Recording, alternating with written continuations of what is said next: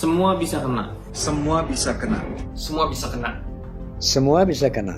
Semua bisa kena. Semua bisa kena. Semua bisa kena. Semua bisa kena. Semua bisa kena.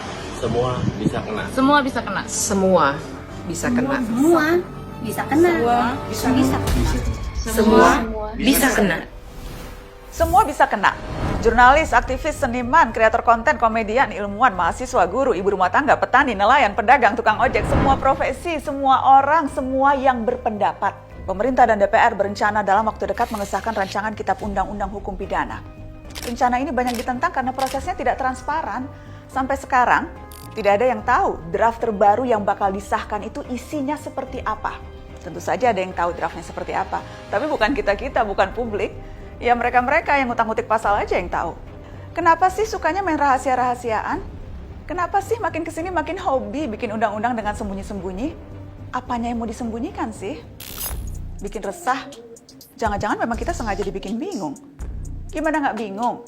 Kita dipaksa berpegang pada draft tahun 2019, draft yang sudah ditunda pengesahannya karena derasnya penolakan publik. Draft yang memuat banyak pasal bermasalah. Itu juga yang jadi alasan Presiden Joko Widodo menghentikan pengesahan RUU KUHP saat itu. Draft yang hingga kini masih memuat banyak pasal kontroversial.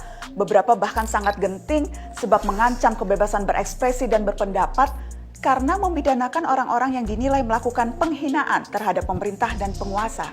Mari lihat beberapa pasal bermasalah ini. Pasal 353 dan 354.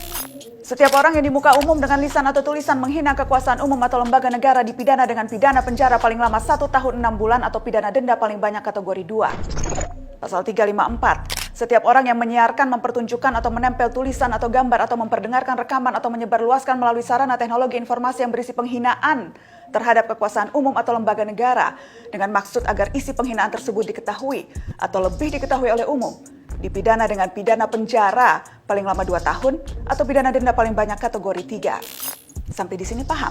Kalau belum, mari kita bedah sama-sama. Semua aturan pidana itu pasti ada tujuan hukum yang ingin dilindungi. Misalnya, melindungi harta lewat larangan mencuri, melindungi nyawa lewat larangan membunuh. Jadi mari lihat lagi pasal-pasal ini, apa tujuan yang mau dilindungi. Di penjelasan pasal 353 disebutkan, aturan itu dimaksudkan agar kekuasaan umum atau lembaga negara dihormati. Oke, jadi tujuannya melindungi martabat penguasa. Dalam hal ini DPR, martabat DPRD, martabat kepolisian, kejaksaan, dan kepala daerah. Padahal sebenarnya, kalau kerjanya bagus, martabat bisa terlindungi dengan sendirinya kok. Tapi oke lah, anggap saja kita ikuti logika penguasa ini. Nah, tujuan ini dalam konteks HAM perlu diuji dan diseimbangkan dengan tujuan lain jika berbenturan. Dalam pasal-pasal ini tujuan menghormati kekuasaan berbenturan dengan melindungi kebebasan berbicara publik. Pertanyaannya, mana yang harus didahulukan? Memang dalam Undang-Undang Dasar dinyatakan hak asasi tertentu termasuk berekspresi boleh dibatasi. Pasal 28J ayat 2 menegaskan hal itu. Tapi dalam konteks HAM, pembatasan itu harus memenuhi beberapa prinsip. Diatur dalam undang-undang reasonable atau beralasan, necessary atau dibutuhkan, dan proporsional atau tidak berlebihan. Mari kita lihat.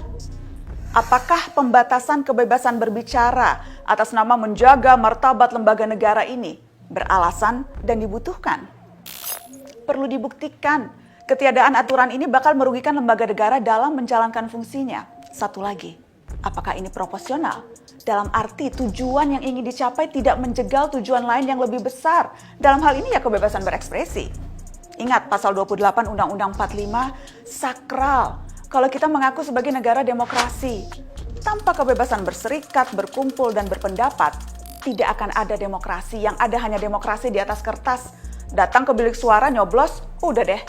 Giliran lagi janji-janji, malah dipidana.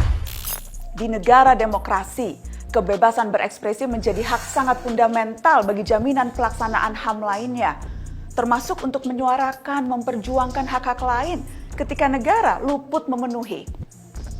Dan mari akui saja, negara kita suka luput kan? Atau jangan-jangan bagi pembuat undang-undang, derajat penguasa memang dinilai lebih berharga? Wah, udah kena kalau gini pola pikirnya. Selain tidak terlihat adanya proporsionalitas, definisi penghinaan di RUU KUHP masih kabur. Apa ukurannya semua ucapan atau tindakan masuk kategori menghina? Lagi-lagi karet. Nggak cukup Undang-Undang ITE bikin gempar terus. Masih kurang ya Undang-Undang ITE? Terakhir, kita bicara asas hukum, equality before the law. Semua pihak sama kedudukannya di hadapan hukum. Diperkuat putusan Mahkamah Konstitusi yang menekankan asas persamaan kedudukan antara pejabat dan warga negara di hadapan hukum. Jika warga bisa dipidana karena menghina lembaga negara, apakah pejabat lembaga negara juga bisa dipidana karena menghina warganya secara umum? Sering kan kita dengar pejabat bilang masyarakat kita masih bodoh, masih malas, kebanyakan ngeluh, bangsa nyinyir, kritik doang, nggak ada solusi. Terus gimana kalau lembaga menghina dirinya sendiri? Perilaku korup, kerja asal-asalan, termasuk bikin undang-undang tidak transparan.